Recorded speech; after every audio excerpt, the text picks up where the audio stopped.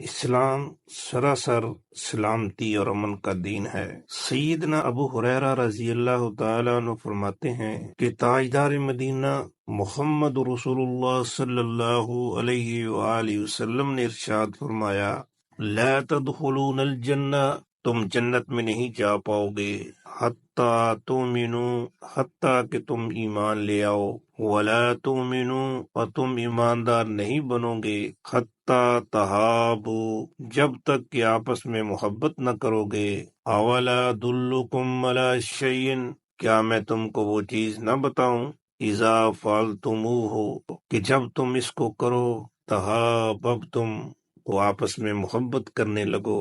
وہ کیا ہے؟ افشوا السلام بینکم، آپس میں سلام پھیلاؤ۔ تو میرے بھائی، جب بھی آپس میں ملیں ایک دوسرے کو سلام کہیں، ایک دوسرے کے لیے امن و سلامتی کا ذریعہ بنے۔